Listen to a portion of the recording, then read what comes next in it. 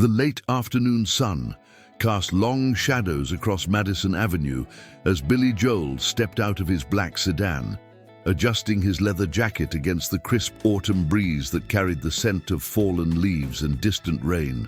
At 68, his hair had silvered to the color of winter morning frost, but his eyes still held that familiar spark that had captivated millions throughout his career, a blend of mischief, wisdom, and an unshakable connection to the music that had defined his life. He glanced up at the towering glass facade of Steinway & Sons, the prestigious piano showroom he had quietly purchased 3 months earlier under the carefully constructed veil of Harmony Holdings LLC, a shell corporation that bore no trace of his famous name. Today was meant to be a simple inspection visit, nothing more than a routine check on his investment, a chance to observe the inner workings of a business he had admired from afar for decades. The revolving door whispered as he entered the marble-floored showroom, where dozens of pristine pianos gleamed under crystal chandeliers that threw rainbow patterns across the polished surfaces. The scent of meticulously maintained wood, rich leather, and brass polish filled his nostrils, bringing back memories of his first visit to this very store as a struggling 20-year-old musician in 1969, when he could barely afford the subway fare to Manhattan, let alone dream of touching these magnificent instruments. He remembered pressing his face against the glass windows, watching wealthy patrons casually discuss purchases that represented more money than his family saw in a year. Behind the main counter stood Marcus Whitfield, the store manager Billy had inherited with the purchase, a man whose personnel file read like a masterclass in superficial achievement. Marcus was 47, impeccably dressed in a charcoal Tom Ford suit that cost more than most people's monthly rent, his thinning hair slicked back with mathematical precision using pomade that probably cost $50 an ounce. His pale blue eyes, the color of winter ice, surveyed the showroom with the calculating gaze of someone who had built his career on the fundamental skill of judging people by their appearance, their posture, their clothing, and most importantly, their perceived ability to make substantial purchases without flinching at six-figure price tags. Marcus had worked at Steinway for 12 years, climbing from assistant sales associate to manager through a combination of ruthless ambition and an almost supernatural ability to identify wealthy customers within seconds of their arrival. He could spot a Rolex Daytona from 50 feet, distinguish between a custom-tailored suit and off-the-rack designer wear with a single glance, and assess someone's net worth based on the leather quality of their shoes. This talent had made him incredibly successful in terms of sales figures, but it had also created a toxic environment where employees and customers alike were sorted into categories of worthy and unworthy based on nothing more than external appearances. Billy walked slowly between the pianos, his fingers occasionally trailing across a polished surface, feeling the subtle differences in grain and finish that marked each instrument as unique. He wore simple Levi's jeans that had seen better days, scuffed leather boots he'd owned for 15 years, and an old brown leather jacket that had accompanied him on countless tours, its surface marked with the patina of time and experience. To anyone watching, especially someone like Marcus, he looked like just another middle-aged man browsing instruments he probably couldn't afford, perhaps a suburban dad dreaming of reliving his high school garage band days, or maybe a retiree hoping to finally learn piano now that he had time on his hands. Near the back of the showroom, beside a magnificent Steinway Model D concert grand that gleamed like liquid obsidian, sat Rosa Martinez. She was 45 years old, with gentle brown eyes that held depths of experience and compassion, and prematurely graying hair pulled back in a simple ponytail secured with an elastic band that had seen better days. Her cleaning cart stood nearby, filled with an arsenal of polishing cloths, spray bottles, and specialized products designed to maintain the pristine condition of instruments worth more than most people's houses. Rosa had been working at Steinway for 15 years, arriving each morning at precisely 6 o'clock to ensure every surface gleamed before the store opened to the public at 10. Rosa's story was one of quiet determination and invisible sacrifice. She had immigrated from Honduras 20 years earlier with her infant son Miguel, carrying nothing but hope and an unshakable belief that hard work could overcome any obstacle. She had taken the cleaning job at Steinway, not because she lacked ambition, but because it offered stability, health insurance for Miguel, and proximity to the music that had sustained her through every hardship life had thrown her way. She moved with quiet efficiency, treating each instrument with the reverence of someone who understood their true value, not their monetary worth, but their capacity to create beauty, to heal broken hearts, to give voice to emotions that had no words. What Marcus and the other employees didn't know, what no one knew, was that Rosa possessed a musical gift that rivaled many of the professional musicians who frequented the store. She had taught herself to play piano on an old upright that her church had donated to the community center where Miguel spent his after-school hours. Late at night, after her son was asleep and her small apartment was quiet, she would sit at that battered instrument and create music that seemed to flow directly from her soul to her fingertips. Melodies that captured the immigrant experience, the weight of single motherhood, the ache of dreams deferred but never abandoned. As Billy approached the concert grand, he noticed Rosa humming softly while she worked, her voice barely audible above the ambient sounds of the showroom. The melody was hauntingly beautiful, built around a progression that seemed to capture both melancholy and hope in equal measure. Something he'd never heard before, but that felt immediately familiar, as if it had been waiting in the universe for someone to discover it. Her voice, though quiet and unself-conscious, carried a richness that spoke of natural talent and deep emotional authenticity, the kind of genuine musical expression that couldn't be taught or manufactured, only recognized and nurtured. "Excuse me," Billy said gently, not wanting to startle her, his voice carrying the warm tone he reserved for moments when he sensed he was in the presence of something special. Rosa looked up, her eyes widening slightly with embarrassment, her hands instinctively smoothing down her simple uniform. "Oh, I'm sorry, sir. I didn't realize anyone was here yet. The store doesn't open for another hour." Her English carried the faint musical accent of her homeland, adding another layer of beauty to her already melodic voice. "That's quite all right," Billy smiled warmly, the kind of genuine smile that reached his eyes and immediately put people at ease. "I was just admiring this beautiful piano. And that melody you were humming, it's lovely. Did you compose it?" Rosa's cheeks flushed pink with a mixture of pride and self-consciousness. "It's nothing really, just something I sometimes make up little songs while I work. I know I shouldn't be singing during work hours, but music just seems to make everything easier, you know? Like the work goes faster when there's a melody to follow." "Please, don't apologize," Billy interrupted softly, recognizing in her words an echo of his own relationship with music. That irrepressible need to create, to find rhythm and harmony even in the most mundane tasks. Music should never be silenced. It's one of the purest forms of human expression. Would you mind if I heard a bit more?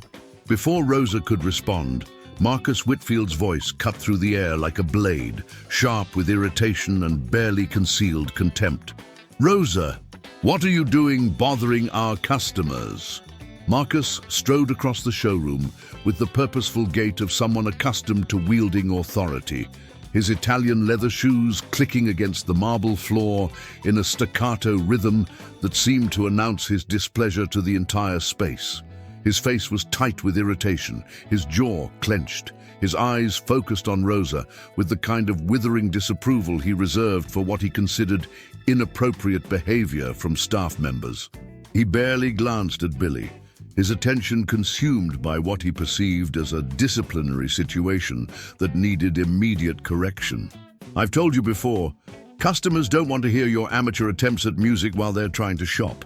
This is Steinway & Sons, not some street corner where people perform for tips." His words carried the weight of institutional authority and personal disdain, each syllable carefully chosen to diminish and shame. Rosa's face crumpled slightly, but she maintained her composure with the grace of someone who had endured countless small humiliations and learned to protect her inner dignity, even when her outer circumstances offered no such protection. "I'm sorry, Mr. Whitfield. The gentleman was just the gentleman." Marcus emphasized the word with obvious skepticism as he finally took in Billy's casual attire, his gaze scanning the worn jeans, scuffed boots, and aged leather jacket, with the practiced assessment of someone who had made a career of judging people's worth by their appearance, was probably just being polite. "Now please, finish your cleaning in the back rooms. We have serious customers coming in today. People who are actually here to make significant purchases, not to listen to whatever it is you call that noise you were making." Billy felt a familiar fire kindle in his chest. The same righteous anger he'd experienced as a young man witnessing injustice. The same protective instinct that had driven him to write songs about the overlooked and undervalued. But he remained silent, understanding instinctively that sometimes the most powerful response was to observe, to let people reveal their true character without interference. "Actually," Rosa said quietly, gathering her cleaning supplies with trembling hands, "I was almost finished with this section. I can move to the practice rooms in the back." Marcus's face darkened, his pale eyes narrowing with the particular cruelty of someone who sensed vulnerability and chose to exploit it rather than show mercy. "Rosa, I don't know what's gotten into you lately. First, you're late twice last week because of your son's school meetings, as if your personal problems are our responsibility. Now you're disturbing customers with your singing. Perhaps you've forgotten that you're easily replaceable. There are dozens of cleaning services in this city that would be grateful for our business, and they wouldn't come with the added complication of employees who think this is their personal concert hall." The cruelty in his words hung in the air like a toxic cloud, poisoning the atmosphere of the beautiful showroom. Billy watched Rosa's shoulders sag under the weight of the verbal assault, saw the way she bit her lower lip to keep from crying, observed the subtle tremor in her hands as she gripped the handle of her cleaning cart. But what struck him most profoundly was the dignity with which she bore the humiliation, the way she maintained her posture, kept her voice steady, refused to let Marcus's venom completely destroy her sense of self-worth. "You're right, Mr. Whitfield. I apologize," Rosa said, her voice barely above a whisper, but still carrying an unshakable core of inner strength. She began pushing her cart toward the back of the store, her movements careful and deliberate, as if she was afraid that any sudden motion might provide Marcus with additional ammunition for his attack. Marcus turned to Billy with a practiced smile that never reached his eyes. The kind of superficial pleasantry he had perfected over years of customer service that was really just elaborate performance art designed to separate wealthy people from their money. "I'm terribly sorry about that interruption, Mr.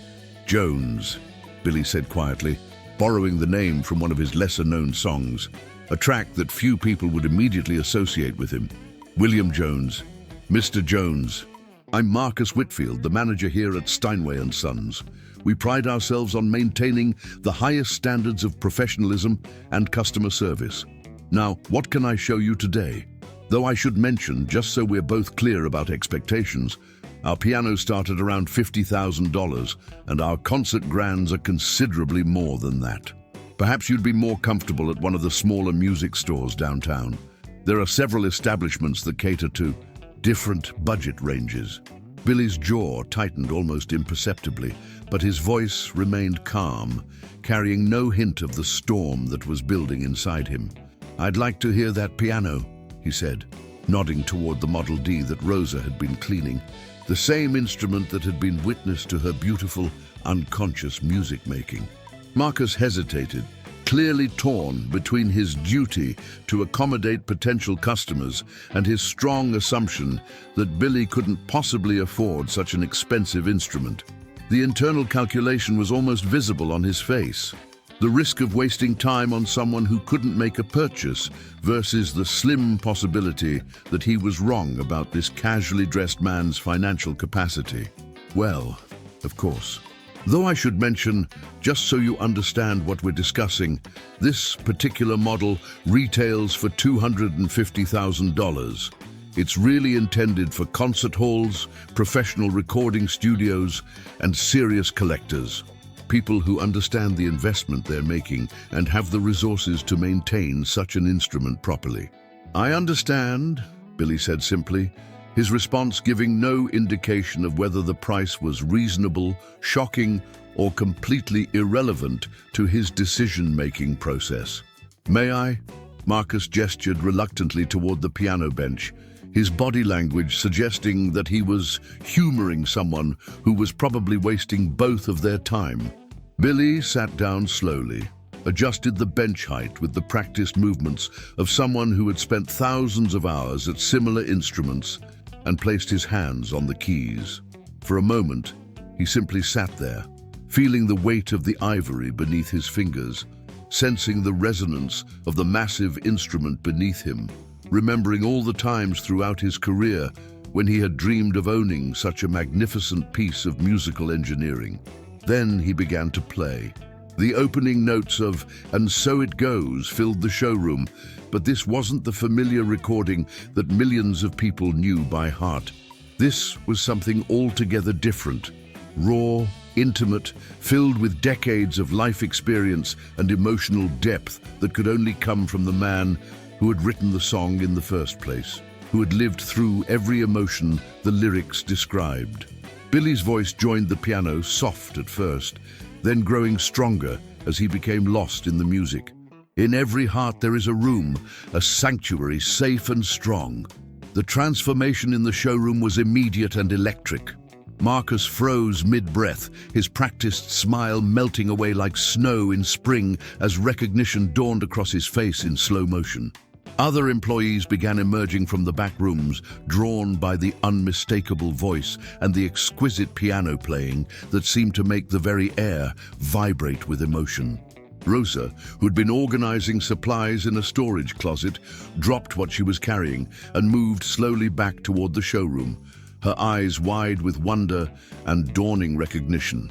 Sarah Chen, the assistant manager who had been quietly working at her desk, stood in the doorway with her hand pressed to her heart.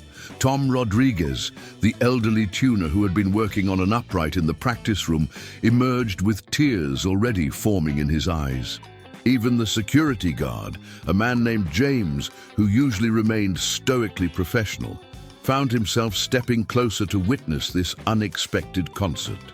Billy continued playing, his eyes closed, completely lost in the music that had been part of him for so long that it felt like breathing.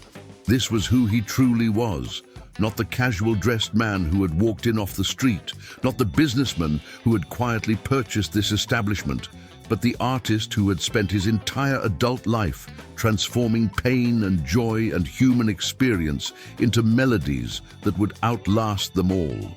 His fingers moved across the keys with the kind of muscle memory that comes only from a lifetime of dedication. Each note perfect, not because it was technically precise, but because it was emotionally authentic.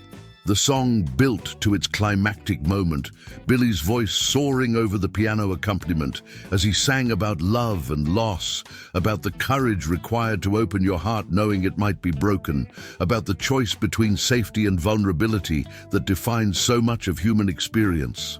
The words seemed to take on new meaning in this context, surrounded by these beautiful instruments that had been witnesses to countless musical moments, in the presence of people who were seeing their assumptions about worth and value completely overturned. When he finished the song, the showroom was completely silent, except for the fading echo of the final chord, which seemed to hang in the air like a blessing. Billy opened his eyes and found himself surrounded by a small crowd of employees and a few early customers who had been let in through the back entrance and now stood transfixed by what they had just experienced. Rosa stood at the edge of the group, tears streaming down her face. But these weren't tears of sadness or distress. They were tears of recognition, not just of who Billie was, but of what she had just witnessed. Pure, authentic artistry. The kind of musical expression that reminded you why music mattered, why it was worth preserving and protecting and celebrating. Marcus stood frozen near the piano bench, his face pale as parchment, his mouth slightly open as the full reality of what had just happened sank into his consciousness like a stone dropping through dark water. The man he had dismissed as unworthy of serious attention, the customer he had tried to redirect to a more appropriate store, was Billy Joel. The Billy Joel, one of the most successful and respected musicians in American history, a man whose songs had provided the soundtrack to millions of lives, whose piano playing was legendary, whose very presence in this showroom represented the kind of celebrity endorsement that music store managers could only dream of. Billy stood slowly, his hands still tingling from the connection with the magnificent instrument. The physical sensation of the keys' resistance and the strings' resonance still flowing through his nervous system like electricity. He looked around the room, taking in the faces of the people who had witnessed this impromptu performance, his gaze settling first on Rosa, then moving to Marcus, then encompassing the entire group. "That was beautiful," Rosa whispered, her voice thick with emotion, her accent making the words sound like a prayer. I've listened to your music for so many years. Your songs helped me through some very difficult times. When I first came to this country, when Miguel was sick as a baby, when I thought I might not be able to make it on my own, your music reminded me that I wasn't alone, that other people had felt the same fears and hopes I was feeling. Billy smiled at her, that genuine smile that had nothing to do with fame or recognition, and everything to do with human connection, with the mysterious alchemy that occurs when music creates a bridge between two souls. "Thank you, Rosa. That means more to me than you know. And I meant what I said earlier. Your melody was beautiful too. Music is music, regardless of whether it's performed on a concert stage or hummed while someone works. Would you mind sharing it with us?" Marcus finally found his voice, though it emerged as a strangled stammer. "Mr. Joel, I had no idea. I mean, if I had known who you were when you walked in, I would never have... That is to say, I would have treated you with the respect and attention that someone of your stature deserves." Billy turned to Marcus, and in his eyes was a sadness that went far deeper than personal offense, a disappointment that seemed to encompass not just this moment, but a lifetime of witnessing how people were categorized and dismissed based on superficial judgments. And that's exactly the problem, isn't it, Marcus? You judge people's worth by their appearance, by what you think they can afford, by what you assume about their value as human beings. You reserve your respect and courtesy for people you perceive as deserving it, as if dignity were something that had to be earned, rather than something that belongs to every person by virtue of their humanity. The showroom remained silent as Billy continued, his voice gentle, but carrying the weight of absolute moral authority. "Rosa has been treating these instruments with love and respect for 15 years. She understands their true value, not their price tag, not their investment potential, but their soul, their capacity to create beauty and meaning. She approaches her work with more genuine reverence than most of the wealthy collectors who walk through that door. And you just tried to silence her music, to diminish her worth, because she doesn't fit your narrow definition of what a valued person looks like." Marcus's face was now bright red, sweat beading on his forehead, despite the showroom's carefully controlled climate. "Mr. Joel, please, It was a misunderstanding. I was just trying to maintain professional standards, to ensure that our customers receive the kind of experience they expect when they visit Steinway & Sons. I never intended to..." "Professional standards?" Billy's voice remained calm, but there was unmistakable steel beneath the surface. Is humiliating employees part of your professional standards? Is crushing someone's spirit because they don't conform to your preconceptions about class and worth part of your professional approach? Is creating an environment where people are afraid to express their authentic selves part of the Steinway and Sons brand experience you're trying to curate? Rosa stepped forward, her voice soft but clear, still trying to protect others even in the midst of her own vindication. Mr. Joel, please. Mr. Whitfield was just doing his job. I shouldn't have been singing during work hours. I know better than that. I don't want to cause any trouble. Billy turned to her, and his expression softened immediately, his eyes reflecting the kind of deep respect that comes from recognizing a kindred spirit. Rosa, may I ask you something? How long have you been writing songs? Rosa looked surprised by the question, as if no one had ever asked her about this most private and precious part of her inner life. Well, since I was a teenager back in Honduras, I suppose. It's just something I've always done, something that helps me make sense of my feelings and experiences. Nothing serious, really, just it helps me process things, you know? When Miguel was little and wouldn't sleep, I would make up lullabies. When work gets difficult, I create melodies that help me find peace. When I miss my mother, who passed away 5 years ago, I write songs about memory and love that transcends distance. Would you be willing to play something for us? Something you've written? Rosa's eyes widened with something approaching panic. Oh no, I couldn't. I don't really play piano well enough not for someone like you to hear. I'm completely self-taught. And I only practice on this old upright at the community center where Miguel goes after school. It's nothing like these beautiful instruments. Billy smiled and gestured toward a smaller upright piano near the window, an instrument that, while still expensive by most standards, was far less intimidating than the concert grand. Rosa, let me share something I've learned in 40 years of making music professionally. Music isn't about perfection. It's about truth. It's about authentic expression of human experience.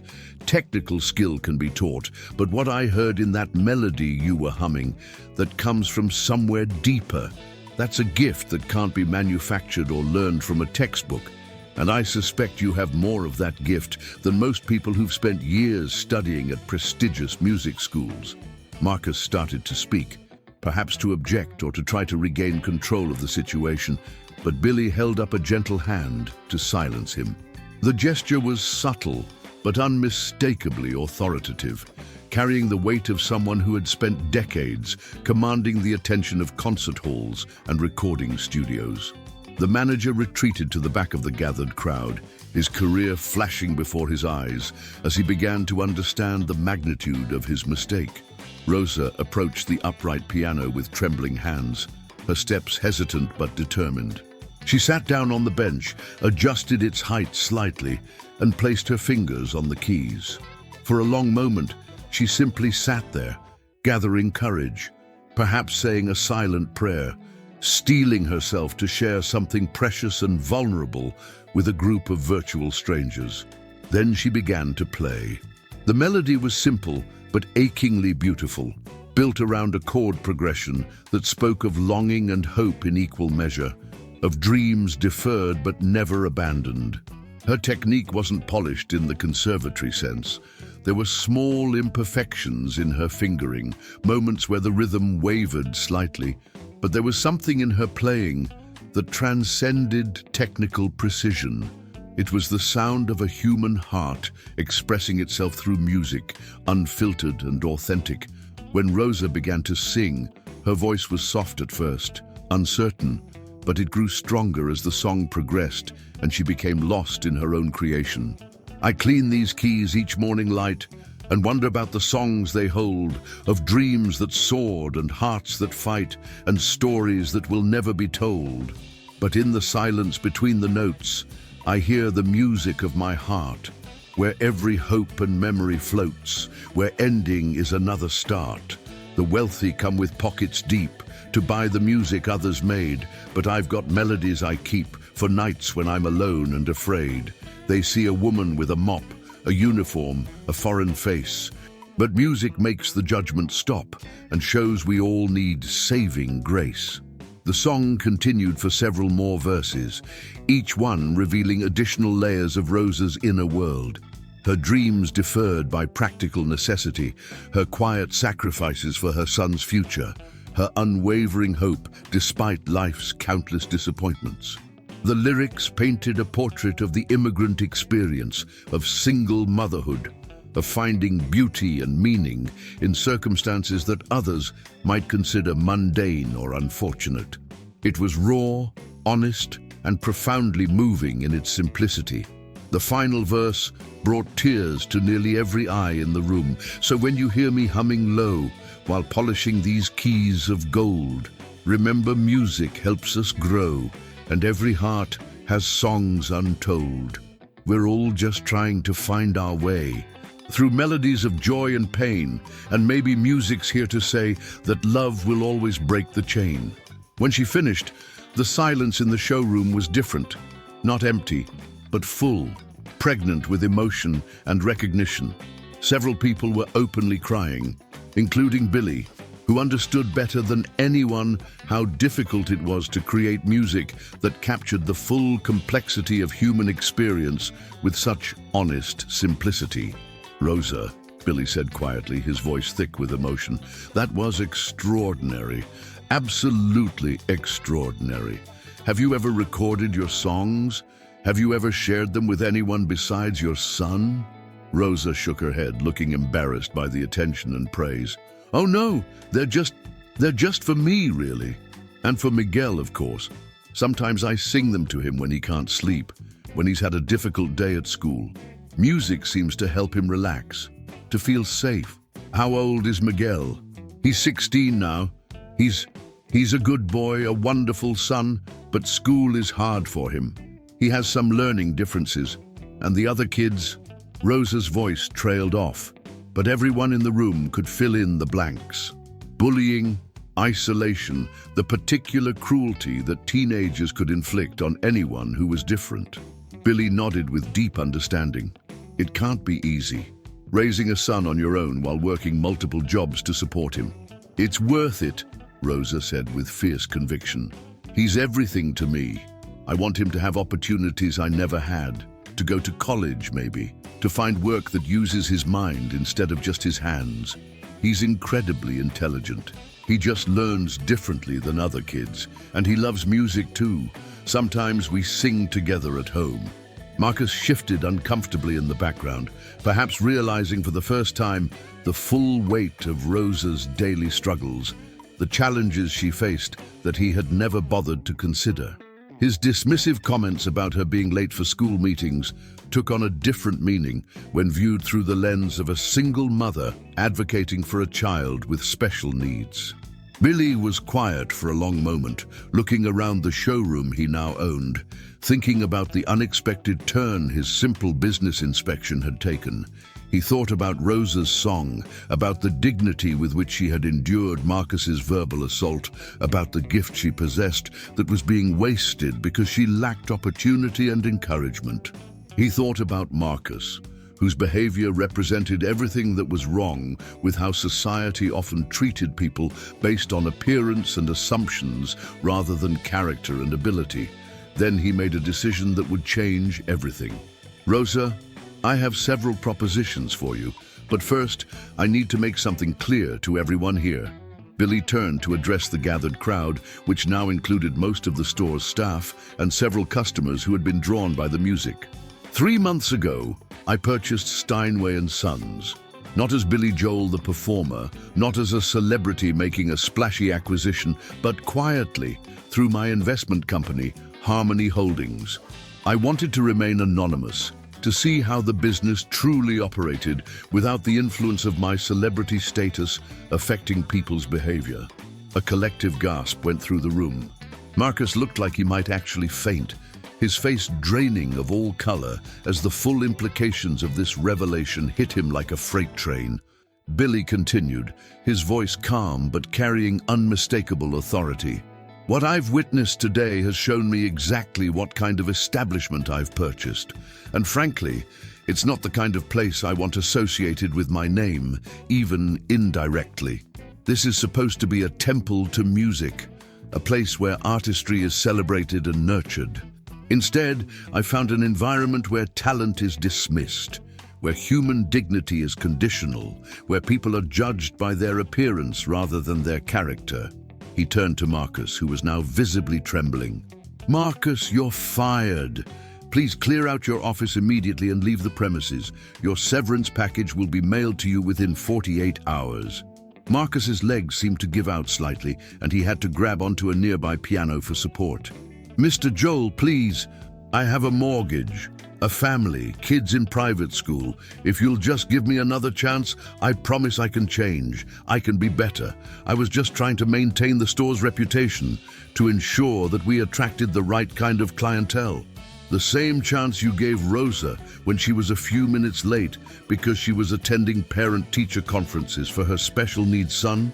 Billy's voice was quiet but implacable. "The same consideration you showed her when she was sharing her incredible gift with the world.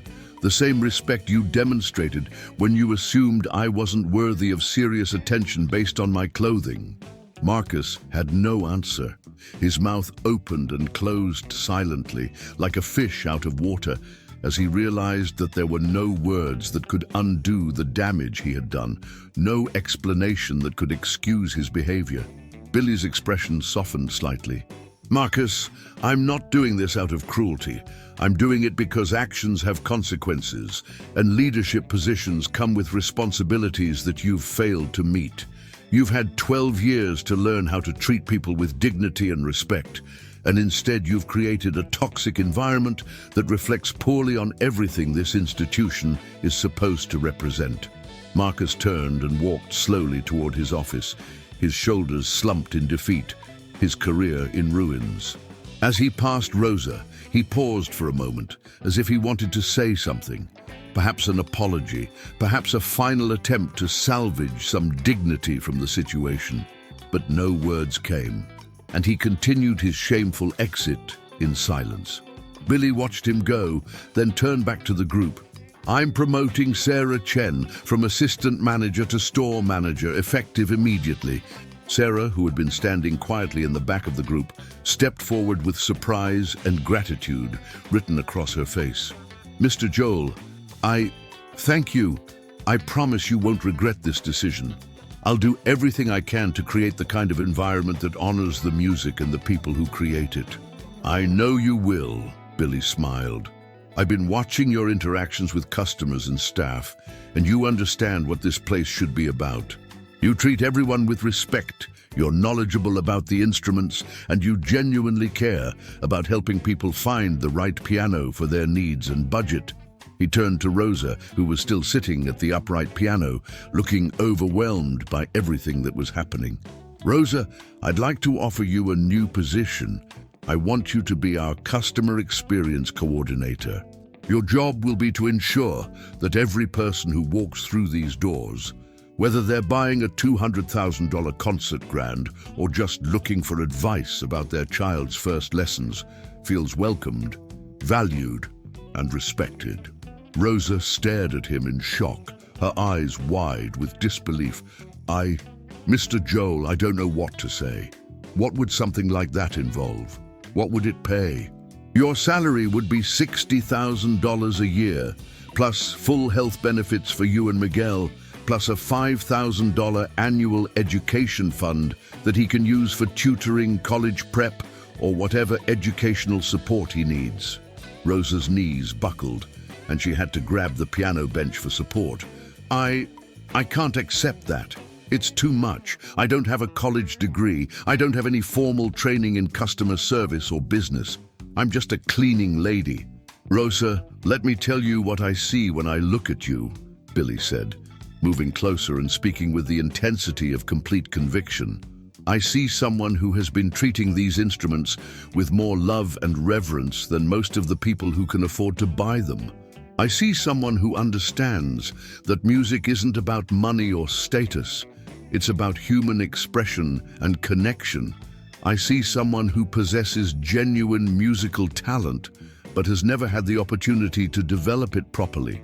Most importantly, I see someone with the kind of natural empathy and authenticity that can't be taught in any business school." He paused, looking around the showroom. "The truth is, Rosa, you've been undervalued and underpaid for 15 years while contributing more to the real spirit of this place than anyone in a management position. This isn't charity, it's justice. It's recognizing worth that was always there but never acknowledged." "But there's more," Billy continued, and Rosa's eyes widened even further. "I want you to record your songs. I have connections throughout the music industry, and I believe your voice deserves to be heard by a much wider audience. Not because you work for me, but because you possess genuine artistic talent that the world needs to experience." Rosa was crying now, overwhelmed by the sudden and complete transformation of her life. "Mr. Joel, I don't understand. Why? Why would you do all this for someone like me? We barely know each other." Billy walked over and gently took her hands, his touch conveying both warmth and respect. "Rosa, there's something you need to understand about my own journey, about how I became the musician I am today." His voice took on the cadence of memory, of a story that had shaped him, but that he rarely shared publicly. "When I was 19 years old, I was working as a lounge pianist in a dive bar called the Executive Room on Long Island. I was nobody. Just a kid with dreams and a beat-up piano playing cover songs for people who were more interested in their drinks than the music. I was making $40 a week, living with my mother, wondering if I would ever amount to anything." Billy's eyes grew distant as he continued. "One night in 1968, during a terrible snowstorm, when the bar was almost empty, a woman came in. She was probably about your age then, maybe a little older. She was wearing a cleaning company uniform, and I could tell she had just finished a long shift at one of the office buildings nearby. She ordered a cup of coffee, probably the cheapest thing on the menu, and sat in the corner, listening to me play. Rosa was listening intently, tears still streaming down her face, but now they were tears of recognition and deep emotional connection. I played for 3 hours that night," Billy continued, his voice growing softer with the weight of memory. "She never said a word, just sat there nursing her coffee and listening.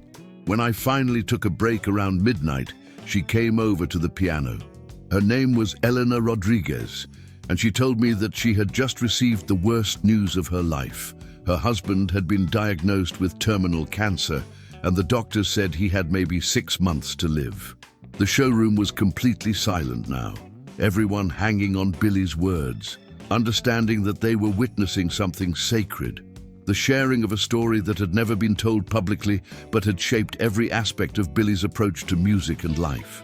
"Elena told me that my music, these songs I thought nobody was really listening to, these covers I was playing just to pay my bills, had somehow given her the strength to face what was coming. She said that for those 3 hours she had forgotten about her pain, forgotten about her fear, and remembered that beauty still existed in the world." Billy paused, his own eyes now reflecting the emotion of that long-ago night. "Then she reached into her purse and pulled out a $20 bill, probably half of what she made that entire day, and left it as a tip. But before she left, she said something that changed the entire trajectory of my life." Rosa leaned forward, completely absorbed in the story. She said, "Young man, you have a gift. Don't let anyone convince you otherwise. Don't let the world tell you that your music doesn't matter just because you're playing in a place like this for people like me. Music is God's way of reminding us that we're not alone. Keep playing, keep believing. Someone, somewhere, needs to hear what you have to say." Billy's voice was thick with emotion now. "I never saw Elena again. I tried to find her after I became successful, wanted to thank her, to let her know what her words had meant to me. But I learned that she had passed away just 2 years after that night, not long after her husband died." The silence in the showroom was profound, broken only by the sound of people quietly weeping as they absorbed the power of this story. Elena's words carried me through years of rejection, years of doubt, years when record executives told me my songs weren't commercial enough, weren't mainstream enough, weren't worth their time. Every time I wanted to give up, I remembered that $20 bill, but more importantly, I remembered her belief in me when I didn't believe in myself. Billy looked directly at Rosa, his eyes shining with unshed tears. Today, when I heard you humming that melody, when I saw the grace with which you handled Marcus's cruelty, when I heard your song about finding beauty in the midst of hardship, you reminded me of Elena. Not just because of your circumstances, but because you have that same spirit, that same ability to create light in the darkness, that same gift for finding and expressing truth through music. He squeezed her hands gently. So this isn't about charity, Rosa. This is about recognition. This is about making sure that talent isn't wasted, that dreams aren't crushed by people who can't see past the surface. This is about paying forward a kindness that literally changed my life and the lives of millions of people who have connected with my music over the years. Rosa was sobbing now, overwhelmed by the weight of Billy's story and the magnitude of what was happening to her own life. I don't know how to thank you. I don't know how to process all of this. You already have thanked me, Billy said softly, by continuing to create music despite everything, by raising a good son under difficult circumstances, by maintaining your dignity even when others tried to take it from you, by being exactly who you are, authentically and courageously. Billy turned to address the entire group once more, his voice carrying the authority of someone who had spent decades at the pinnacle of the music industry. I want everyone to understand something fundamental about this business, about music, about life itself. Value isn't determined by appearance, by income, by social status, by the kind of car someone drives or the labels on their clothing. It's determined by character, by talent, by the ability to touch other people's hearts and souls. He gestured around the showroom, taking in the magnificent instruments that had been witnesses to this extraordinary afternoon. Every person who walks through these doors has a story. They have struggles, dreams, fears, hopes. They have music inside them, whether they realize it or not. Our job, all of our jobs, is to honor that, to help them discover their own musical voice, to create an environment where artistry can flourish regardless of someone's background or bank account. Sarah stepped forward, her face serious with the weight of her new responsibilities. Mr. Joel, how do you want us to proceed? What specific changes should we implement to ensure this kind of discrimination never happens again? Billy smiled at her earnestness. Start by treating every customer the way you would want your own mother or father or child to be treated. Listen to their stories.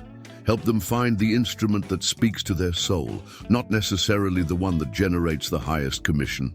Remember that a parent buying a basic upright piano for their child's first lessons is making just as significant an investment relative to their income as a wealthy collector purchasing a concert grand.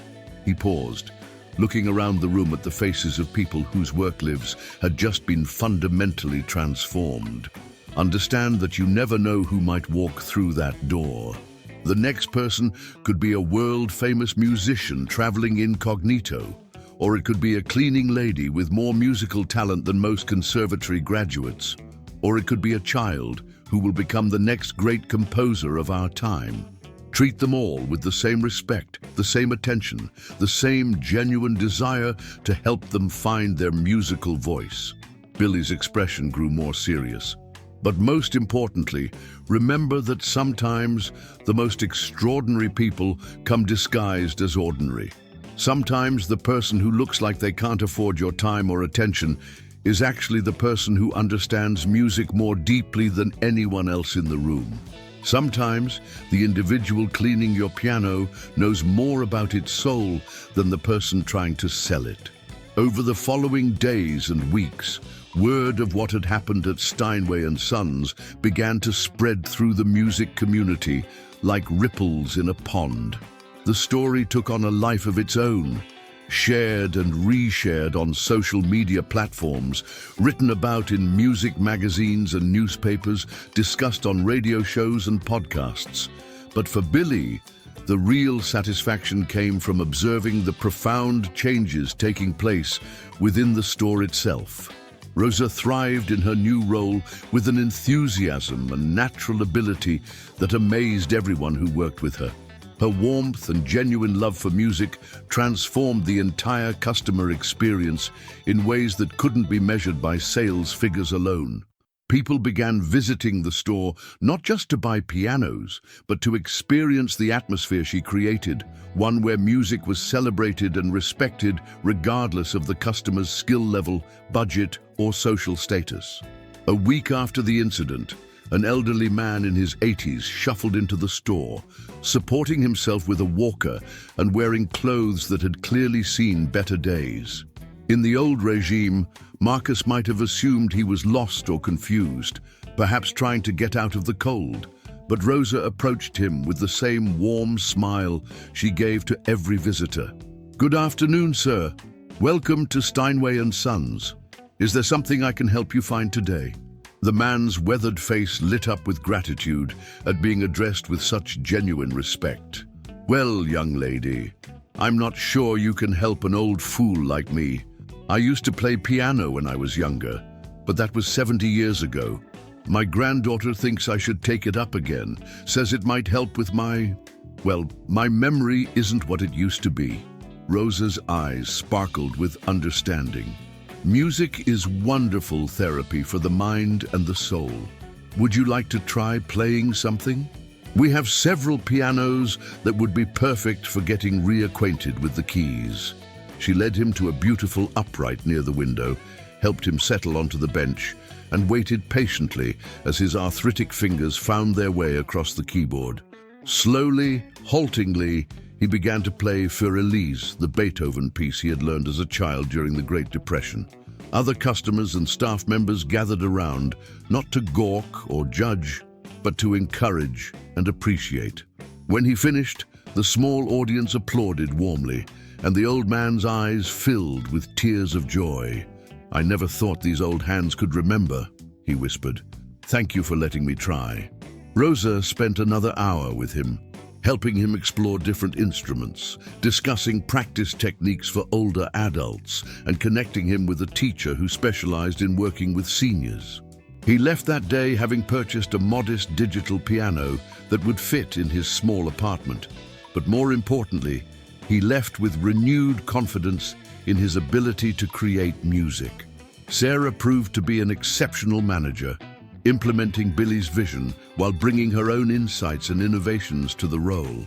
She instituted monthly community music days where local musicians of all skill levels could come to the store to perform, share their compositions, and connect with other artists. She created partnerships with schools in underserved communities, providing instruments and instruction to children who wouldn't otherwise have access to music education. Under Sarah's leadership, the staff became genuinely excited about helping customers discover their musical potential rather than simply processing sales transactions. Tom Rodriguez, the elderly piano tuner, began offering free basic maintenance classes for customers who purchased instruments. James, the security guard, turned out to be a talented bass player who started organizing informal jam sessions in the store's practice rooms after hours. Miguel, Rosa's son, began spending his after-school hours at the store, initially just doing homework in the back office, but gradually becoming more involved in the day-to-day operations. His learning differences, which had made traditional academics so challenging, seemed to disappear when he was surrounded by music and working with the patient, encouraging staff. Billy had been right about Miguel's intelligence. He possessed an intuitive understanding of music theory and piano mechanics that impressed even seasoned professionals. Tom took the teenager under his wing, teaching him the intricate art of piano tuning and maintenance. Within weeks, Miguel was assisting with basic repairs and demonstrating an aptitude that suggested he might have found his calling. "Miguel has magic hands," Tom told Rosa one afternoon. "He can hear when something's wrong with an instrument before most people even realize there's a problem. That's a rare gift." Rosa watched her son work with tears of pride in her eyes. For the first time in his academic career, Miguel was succeeding at something, feeling valuable and capable. The confidence he gained at the piano store began to transfer to other areas of his life. His grades improved. He made friends with some of the young musicians who visited the store, and he started talking about his future with excitement rather than anxiety. 3 months after the life-changing encounter, Billy kept his promise about Rosa's music. He arranged for her to work with Marcus Miller, a renowned producer who specialized in authentic, soul-driven recordings. The first session was scheduled for a Saturday morning at a small, intimate studio in Greenwich Village. Rosa arrived at the studio that morning wearing her best dress, her hands shaking with nerves and excitement. She had spent weeks refining her songs, writing new material, and practicing on the piano that Billy had purchased for her small apartment. A beautiful upright that filled her living room with music every evening. Marcus Miller was a soft-spoken man in his 50s, with kind eyes and an easy smile. He had produced albums for some of the most respected artists in contemporary music, but he approached Rosa's project with the same professional dedication he brought to any recording. "Billy told me about your music," Marcus said as he showed Rosa around the studio. "He said you have something special, something authentic. I'm honored to help you capture that." The recording session was unlike anything Rosa had ever imagined. In the Steinway showroom, she had played for a small group of people in an emotionally charged moment. Here, in the controlled environment of a professional studio, she was able to focus completely on the music, to explore different arrangements and approaches to her songs. Her voice, when played back through the studio monitors, revealed depths and nuances she hadn't even known she possessed. The simple melodies she had created while cleaning pianos took on new dimensions when recorded with professional equipment and Marcus's sensitive production. They recorded 5 songs that day, including Between the Notes and a new composition Rosa had written specifically about her experience at Steinway & Sons. She called it The Day My Life Changed, and it told the story of dignity recognized, dreams validated, and the transformative power of human kindness. Billy arrived at the studio just as they were finishing the final song. He sat quietly in the control room, listening to Rosa's voice fill the space with its honest emotion and natural beauty. "Marcus," he said quietly, "this is exactly what the world needs more of. Authentic voices, real stories, music that comes from genuine life experience rather than marketing calculations." Marcus nodded in agreement. "She's got something incredibly rare, complete emotional honesty. Every note, every word comes from a real place. You can't manufacture that kind of authenticity." When Rosa emerged from the recording booth, her face was glowing with an exhaustion that was pure satisfaction. "I never knew music could sound like that. I mean, I've been singing these songs for years, but hearing them played back, it's like meeting a part of myself I never knew existed." Billy smiled at her obvious joy. "That's because this is the first time your voice has been captured and honored the way it deserves to be. These aren't just demos, Rosa. These are documents of your artistic vision, preserved exactly as you intended them to be heard." The recording project led to other opportunities that Rosa had never dreamed possible. A small, independent label expressed interest in releasing her songs. A music magazine wanted to interview her about her journey from cleaning lady to recording artist. Several established musicians, including some of Billy's famous friends, reached out to express their admiration for her work. But perhaps the most meaningful response came from unexpected quarters. Elena Martinez, a middle-aged nurse from Chicago, wrote a letter to the Steinway store after hearing Rosa's story on a podcast. "Dear Ms. Martinez," the letter began, "I heard about your music and your story, and I had to write to you. Like you, I'm a single mother working a job that people often don't notice or value. Like you, I write songs in my spare time, wondering if anyone would ever want to hear them. Your courage in sharing your music has given me the courage to consider sharing mine. Thank you for showing me that dreams don't have expiration dates." The letter was one of hundreds that arrived at the store from people all over the country who saw their own struggles and aspirations reflected in Rosa's journey. Many included recordings of their own songs, photographs of their children, stories of their own experiences with being overlooked or undervalued. Billy read many of these letters, and each one reinforced his conviction that what had happened in his showroom that day had been about something much larger than one woman's individual transformation. It had been about the fundamental human need to be seen, heard, and valued for who we truly are, rather than how we appear on the surface. 6 months after that pivotal afternoon, Steinway & Sons had become more than just a high-end piano retailer. It had evolved into a community hub where music was celebrated in all its forms, where people of all backgrounds felt welcome to explore their artistic potential, where the pursuit of beauty and meaning took precedence over mere commercial transactions. The store's sales had actually increased significantly under Sarah's management, but not because they were pushing expensive instruments on unwilling customers. Instead, they were helping people find the right instrument for their individual needs and circumstances, building long-term relationships based on trust and shared love of music, rather than one-time transactions based on high-pressure sales tactics. A year later, on the anniversary of his encounter with Rosa, Billy returned to the store for what had become an annual tradition. He found Rosa in her office, which had been transformed from Marcus's sterile corporate space into a warm, welcoming area filled with plants, family photographs, and framed letters from customers whose lives had been touched by her kindness. "How are things, Rosa?" Billy asked, settling into one of the comfortable chairs she had selected for customer consultations. Rosa looked up from her computer, where she had been responding to emails from aspiring musicians around the world who had been inspired by her story. "Better than I ever imagined possible," she said with a smile that radiated genuine contentment. "Miguel starts at Manhattan School of Music in the fall. He received a full scholarship for piano performance and music technology. Sarah is talking about opening a second location in Brooklyn.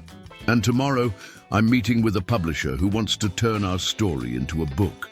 And your music? I'm working on a full album. Marcus thinks it might be ready by Christmas. It's called Songs from the Margins. Stories about people like me, people who are often invisible, but who have so much beauty and wisdom to share if anyone bothers to listen." Billy nodded approvingly. "And the store? How's the new culture working out?" Rosa's smile grew even brighter. "Come see for yourself." She led him out into the main showroom, where a remarkable scene was unfolding. At the concert grand, where this entire story had begun, a 12-year-old girl was playing a simple Bach invention, while her grandmother, clearly not wealthy based on her modest clothing, listened with tears of pride streaming down her face. At the upright near the window, a young man in a janitor's uniform was trying out chords during his lunch break, guided patiently by Tom Rodriguez. Near the practice rooms, a group of teenagers from the local high school were gathered around Miguel, who was explaining the relationship between music theory and the physical mechanics of piano construction. "Every day is like this now," Rosa said quietly. "People from all walks of life, all economic levels, all skill levels, coming together to share their love of music. We're not just selling instruments anymore. We're nurturing a community." Billy watched the scene with deep satisfaction. This was what he had envisioned when he first walked into the store a year ago, though he couldn't have imagined the specific chain of events that would lead to this transformation. "You know," he said to Rosa as they stood together observing the beautiful chaos of musical exploration surrounding them, "I think Elena would be proud of what we've created here." Rosa looked at him with curiosity. "Elena? The cleaning lady I told you about, the one who believed in me when I was just a kid playing piano in a dive bar. I think she would love knowing that her kindness didn't just change my life.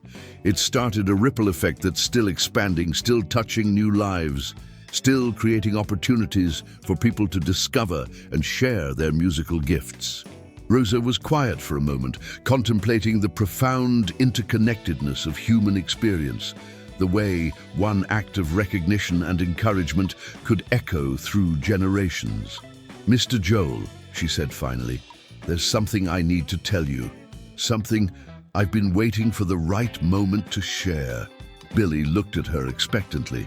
"My mother's name was Elena Martinez. Before she married my father and we moved to Honduras, she lived in New York for a few years in the late 1960s. She worked for a cleaning company, and she used to tell me stories about the places she cleaned, office buildings, restaurants, bars. She especially loved this one place where a young pianist used to play every night." Billy's eyes widened as the impossible coincidence began to register. Rosa continued, her voice growing softer with emotion. "She used to tell me about this one snowy night when she stopped into a bar after work and heard the most beautiful music she'd ever experienced. She said the young man playing piano had a gift that could heal hearts, and she knew someday the whole world would recognize his talent. She left him all the money she had that night, hoping it would help him keep pursuing his dreams." Billy felt the room spinning around him as decades of mystery suddenly resolved into perfect clarity. "She talked about that night for the rest of her life," Rosa continued, tears now streaming down her face. "She said it gave her faith that beauty could emerge from the most unexpected places, that talent existed everywhere, waiting to be discovered and nurtured. When I was growing up, whenever I was discouraged about our circumstances or worried about the future, she would tell me that story and remind me to keep believing in the power of music, to change lives." Billy was speechless, overwhelmed by the cosmic symmetry of what Rosa was revealing. "When you told me about Elena Rodriguez that day, something felt familiar about the story, but it wasn't until later that I realized why. I went home and called my aunt, who still lives in New York, and described you to her. She remembered my mother talking about the young pianist, and when I told her what had happened here at the store, she started crying." Rosa paused, wiping her own tears. "Mr. Joel, my mother died never knowing that the young man she encouraged that night became Billy Joel.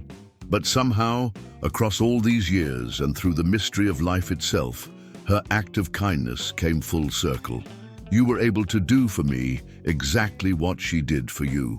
Recognize potential, offer encouragement, and provide the support needed to help dreams become reality." Billy found himself unable to speak, overwhelmed by the profound beauty of this revelation. The woman who had changed his life, who had given him the confidence to persist through years of rejection and doubt, had been Rosa's mother. The $20 tip that had sustained him through the darkest periods of his struggling career had been Elena Martinez's sacrifice for her family's future, a future that had led to this moment of recognition and redemption. "She used to sing too," Rosa continued, her voice barely above a whisper. "Lullabies, folk songs from Guatemala where she was born, little melodies she made up while she worked. I think I inherited my musical ability from her, but more importantly, I inherited her belief that music has the power to heal, to connect, to transform lives in ways we can't even imagine." Billy finally found his voice. "Rosa, I don't even know what to say. For 40 years, I've wondered about that night, wondered what happened to Eleanor, wished I could thank her for changing the entire course of my life. And now you've thanked her in the most beautiful way possible," Rosa said, completing his thought. "By doing for her daughter exactly what she did for you, by seeing potential where others saw only surface appearances, by believing in the power of music to reveal truth and create connection." They stood together in comfortable silence, watching the musical community that had grown around them, understanding that they had been part of something much larger than either of them could have orchestrated alone. The circle that had begun with Elena's act of kindness in a Long Island dive bar had finally been completed, creating new circles that would ripple outward to touch lives they would never even know about. That evening, as Billy drove home through the familiar streets of New York, he reflected on the mysterious ways that life weaves connections across time and space. He thought about Elena Martinez, working multiple jobs to support her family while maintaining the generosity of spirit to encourage a struggling young musician. He thought about Rosa, inheriting not just her mother's musical gifts, but her capacity for kindness and her belief in the transformative power of human recognition. Most of all, he thought about the thousands of people who had been touched by this story. Through social media posts, news articles, Rosa's music, and the changed culture at Steinway & Sons, each of them carried forward some element of Elena's original gift. Some understanding that seeing and valuing the people around us isn't just an act of individual kindness, but a fundamental responsibility we have to each other and to the world. As he pulled into his driveway, Billy's phone buzzed with a text message from Miguel, who had become like family to him over the past year. "Mr. Joel, I finished my first original composition today. It's called The Circle Song. It's about how kindness travels through time, connecting people across generations. Would you like to hear it sometime?" Billy smiled and typed back, "I'd be honored to hear it, Miguel, and I think I know exactly who should be the first to hear it recorded." The next morning, Billy called Marcus Miller to arrange for Miguel's recording session. As he hung up the phone, he realized that Elena's gift was continuing to multiply, creating new opportunities for new voices to be heard and celebrated.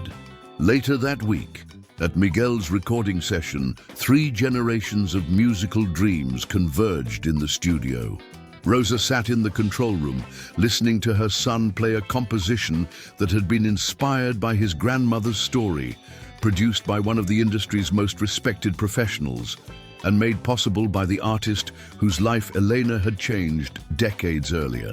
The Circle Song was beautiful in its simplicity, built around a melody that seemed to capture the eternal nature of human connection and the way acts of kindness echo through time. Miguel's playing had evolved remarkably over the past year, but more than technical skill, his music demonstrated the deep emotional maturity that comes from understanding that individual success is meaningful only when it's connected to something larger than oneself. When the recording session ended, Billy asked Miguel what he planned to do with the composition. "I want to create a scholarship fund," the young man said without hesitation. "For kids like me, kids with learning differences who struggle in traditional school settings, but who have musical gifts that need to be nurtured. I want to call it the Elena Martinez Foundation for Musical Dreams." Billy looked at Rosa, who was crying tears of overwhelming pride and joy. "I think," Billy said quietly, "your grandmother would be very, very proud." As the years passed, the Elena Martinez Foundation grew into a nationally recognized organization that provided musical education and instruments to underserved children across the country. Rosa's album, Songs from the Margins, received critical acclaim and inspired countless other working people to share their own artistic voices. Miguel became a renowned piano technician and composer, eventually taking over the technical operations at Steinway & Sons, while continuing to write and perform his own music. Sarah expanded the Steinway business model to 3 locations, each one operating under the same principles of respect, inclusivity, and genuine love for music that had transformed the original store. The Steinway Standard became a benchmark in the music retail industry for how to create environments where artistry could flourish regardless of economic background. But perhaps the most lasting impact of that autumn afternoon when Billy Joel walked into his own piano store came in the form of thousands of individual moments of recognition and encouragement that rippled outward from that original encounter. People who heard the story began looking more carefully at the individuals around them, listening more attentively to voices that might otherwise be ignored, recognizing talent and potential in places they had never thought to look. A teacher in Denver started a program for musically gifted students from low-income families. A music store owner in Atlanta restructured his business to focus on community building rather than high-end sales. A wealthy philanthropist in Boston funded a mobile music education program that brought instruments and instruction to underserved neighborhoods. Each of these initiatives traced its inspiration back to the story of Rosa Martinez and the recognition that everyone deserves to have their music heard. 10 years after their first meeting, Billy and Rosa met for coffee at a small cafe near the original Steinway store. Rosa was now a successful recording artist, author, and advocate for working-class artists. Her foundation had helped thousands of children discover their musical voices. Her son Miguel had become a respected composer and educator, carrying forward the family tradition of using music to heal and connect. Do you ever wonder what would have happened if you hadn't walked into the store that day? Rosa asked as they sat together, two old friends reflecting on the unexpected turns their lives had taken. Billy considered the question carefully. I think about it sometimes, but I've come to believe that somehow, some way, we would have found each other. Your mother's kindness set something in motion that had to complete its circle. Maybe it would have happened differently, but I think it had to happen. Rosa nodded thoughtfully. Miguel asked me something interesting last week. He said, "Mom, what if Grandma Elena hadn't stopped at that bar that night? What if she had gone straight home instead?" And you know what I told him? What? I told him that love always finds a way, that when someone puts kindness and recognition into the world, it creates a kind of energy that can't be destroyed, only transformed. Your success gave you the platform to recognize and nurture other people's gifts. My story inspired other people to believe in their own dreams. Miguel's music will touch hearts we'll never know about. The circle keeps expanding. Billy smiled, thinking about all the circles of kindness and recognition that were continuing to grow and intersect in ways that were impossible to track or measure. You know what I think Elena would say if she could see us now? He asked. Rosa's eyes sparkled with affection for the mother whose memory continued to guide her life. She'd probably say we're making too big a deal out of simple human decency. She'd remind us that recognizing someone's worth and treating them with respect isn't extraordinary. It's just what we're supposed to do for each other. And then, Billy added with a laugh, she'd probably tell us to stop talking about it and start playing some music. As if summoned by the mention of music, they could hear the sound of a piano drifting from the Steinway store down the street, where the day's first customer was trying out a melody, adding their voice to the ongoing symphony of human connection and artistic expression that had grown from one woman's $20 act of faith in a snowy dive bar 40 years earlier. The music continues, as it always has, as it always will, carrying forward the simple but profound truth that every person has a song worth singing, a story worth telling, a gift worth sharing with the world. Sometimes all it takes is someone willing to listen, to see beyond the surface, to recognize the extraordinary music that lives within ordinary hearts. In the end, that might be the most beautiful song of all. If this story of recognition, kindness, and the transformative power of music has touched your heart, please take a moment to like this video and subscribe to our channel for more inspiring stories about the extraordinary people who surround us every day. Share in the comments below about a time when someone believed in your dreams or when you recognized the hidden talents of someone others had overlooked. Remember that every person you encounter carries music within them. Sometimes the most beautiful melodies come from the most unexpected places. Your kindness, your attention, your willingness to truly see and hear the people around you might be exactly what someone needs to find the courage to share their gifts with the world.